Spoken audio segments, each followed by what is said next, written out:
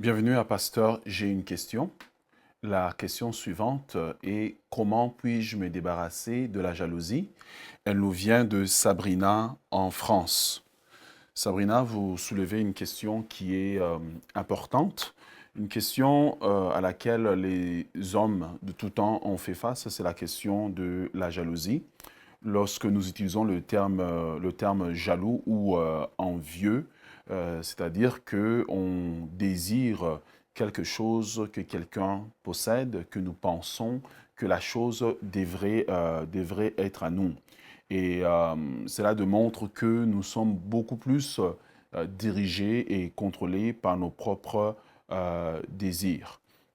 La Bible dit dans le livre de Galates, chapitre 5, le verset 26, ne cherchons pas une vaine gloire en nous provoquant les uns les autres et en nous portant envie les uns les autres. Donc, il est clair que la parole de Dieu dit que la jalousie s'est portée envie à quelqu'un et on peut le maquiller sous toutes sortes de formes. Il y a des exemples typiques de la jalousie dans la parole de Dieu.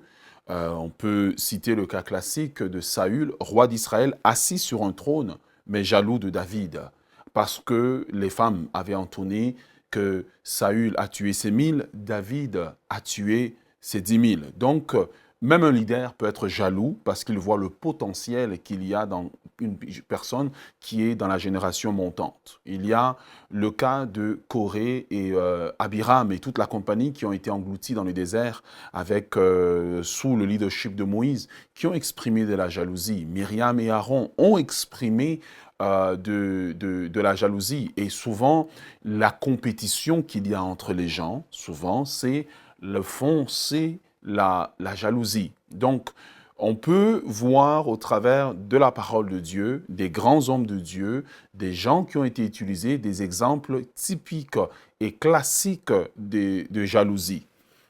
Alors, la Bible nous dit de nous contenter de ce que Dieu nous a donné, car Dieu ne va jamais nous délaisser, il ne va jamais nous abandonner, et Dieu sait ce qu'il nous faut, tel que nous pouvons le voir dans Hébreux chapitre 13, le verset 5. Alors, le côté dramatique de la jalousie, c'est qu'on passe notre vie à envier quelqu'un, à fixer nos regards sur lui, au lieu de se concentrer sur ce que Dieu nous a donné, ce que Dieu nous a imparti. Dieu nous donne un certain nombre d'années que nous devons vivre sur la terre et qu'est-ce que nous faisons? Au lieu de se concentrer à développer son potentiel, au lieu de se concentrer à exceller dans ce que Dieu nous a appelé, nous passons notre temps. Donc, quand on est jaloux, c'est comme si cette personne-là prend la place centrale dans notre vie, prend la place de Dieu dans notre vie, prend la place centrale. Et la jalousie est une forme masquée d'idolâtrie et la jalousie est un poison dans la vie d'un enfant de Dieu. Nous pouvons voir ça dans le psaume 73 qui en parle aussi bien. Voici quelques conséquences de la jalousie. Donc la jalousie, en fait, elle crée de la frustration, de l'irritation, de l'insatisfaction. Elle pollue et détériore les relations humaines. Souvent, certaines choses, certaines remarques qu'on va faire sur quelqu'un, même quand la personne a bien fait, des défauts qu'on va trouver, l'origine cachée, c'est la jalousie masquée sous d'autres prétextes. Alors, la jalousie fait aussi que on va porter souvent ombrage à quelqu'un, porter un mauvais témoignage sur quelqu'un, sur des choses que la personne n'a pas faites. Et ce qui fait que même des gens qui devraient se tourner vers Dieu, ces personnes-là ne viennent pas à Dieu. Des gens qui devraient parfois même joindre des églises lorsque les leaders se battent entre eux par cause de la jalousie, masquée sous un langage parfois très pastoral, ben les gens, ça les dégoûte. Les gens quittent nos assemblées. Beaucoup de maladies que les gens développent, des maladies psychosomatiques, sont soit dues parce que les gens ne pardonnent pas ou simplement la jalousie. Le cas typique dans la parole de Dieu, c'est le cas de Saül. Ça s'est accentué avec la jalousie. Saül souffrait déjà, mais la jalousie envers David a fait que, au lieu de régner, au lieu de profiter des temps qui lui restaient pour le règne, Saül s'est mis à poursuivre David, même dans le désert, au point où David va dire, mais comment est-ce qu'un roi comme toi peut poursuivre un simple chien comme moi, un homme petit comme moi peut me poursuivre dans le désert. Et David, et si on le regarderait aujourd'hui, que Saül va prendre tout le budget militaire de l'époque, l'investir à poursuivre un homme, alors que le fond, c'était la jalousie.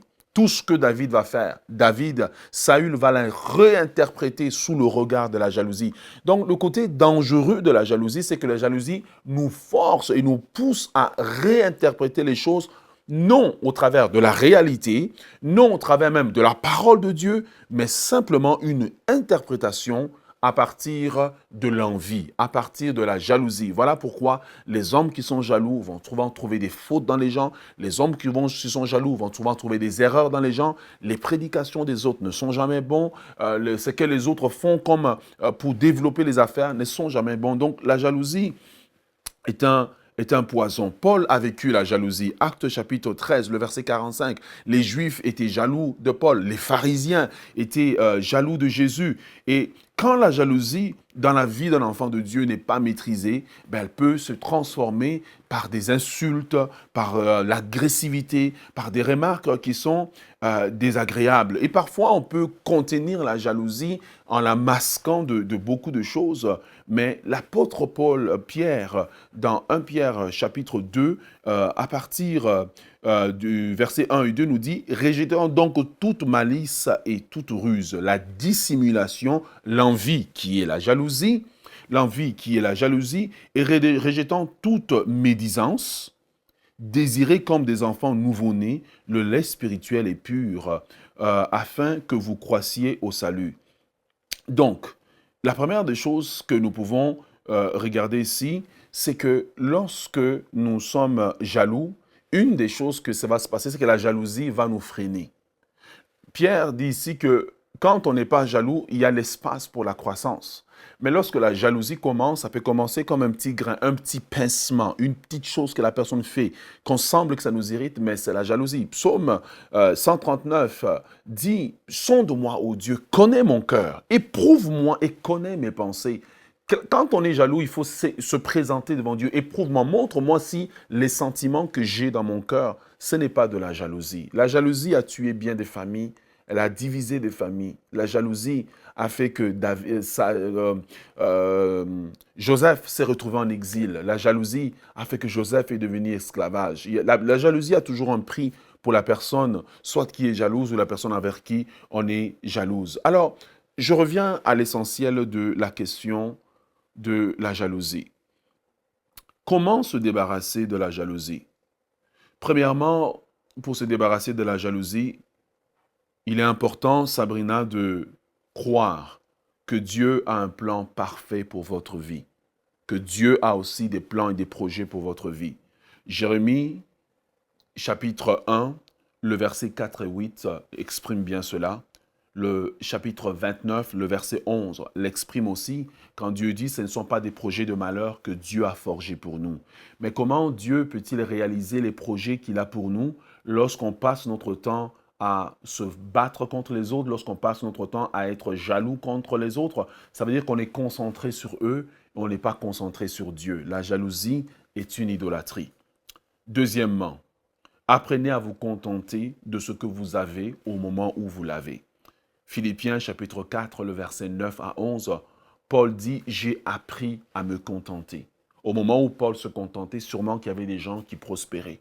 Sûrement les autres apôtres, ça allait bien dans leur ministère.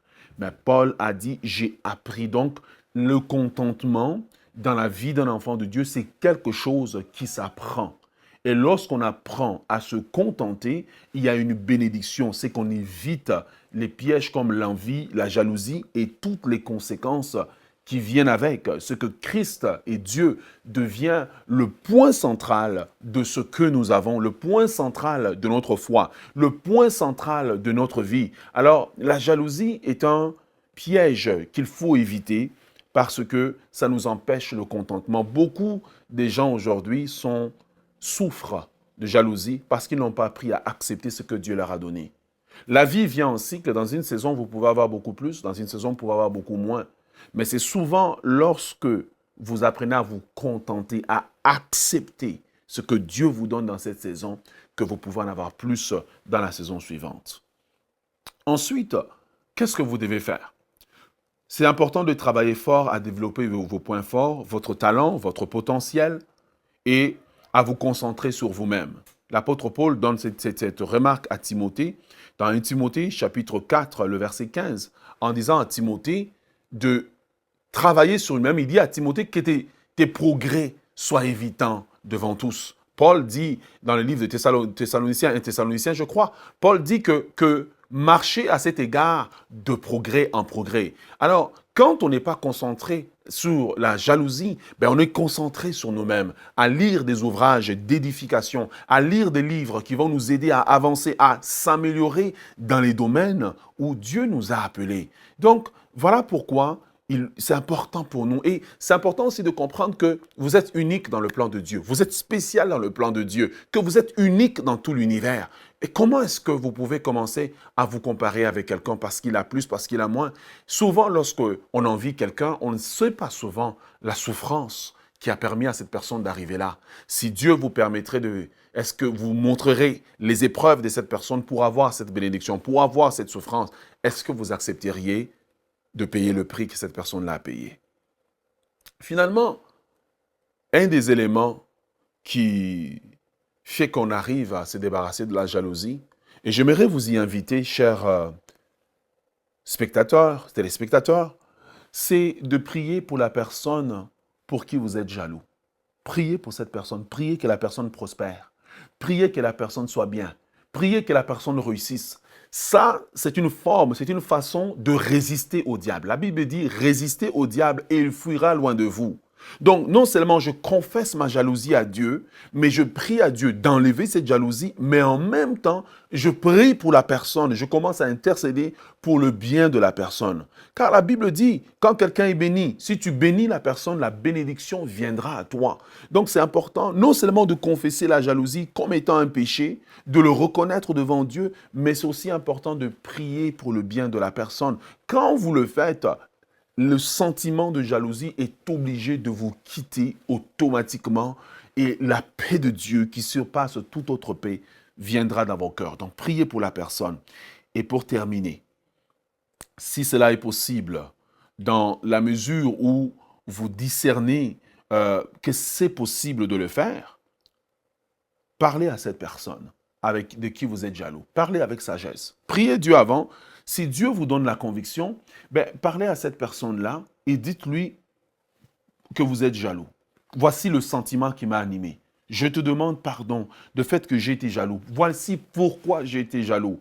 Si vous êtes capable de le faire, que cette personne est capable, demandez à cette personne de prier pour vous. Au moment où vous le rencontrez, vous allez vaincre automatiquement le sentiment de jalousie parce qu'il n'y aura plus aucune racine d'amertume en vous, il n'y aura plus aucun moyen pour que l'ennemi trouve une porte par laquelle entrer.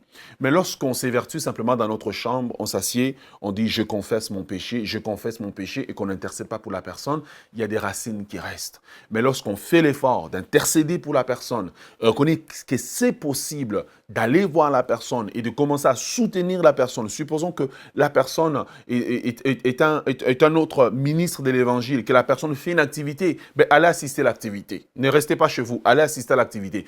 Vous posez des actions qui font que la jalousie va disparaître. Supposons que c'est une autre sœur dans l'église qui, peut-être vous êtes jaloux pour ses vêtements, que la personne a porté un beau vêtement. Faites un compliment, faites quelque chose qui démontre qui tue en fait les racines d'amertume dans votre cœur. Alors, quand je disais de voir cette personne et de prier avec elle, la référence que vous pouvez regarder dans la parole de Dieu, c'est 1 Pierre chapitre 5, le verset 6, Jacques chapitre 4, le verset 7.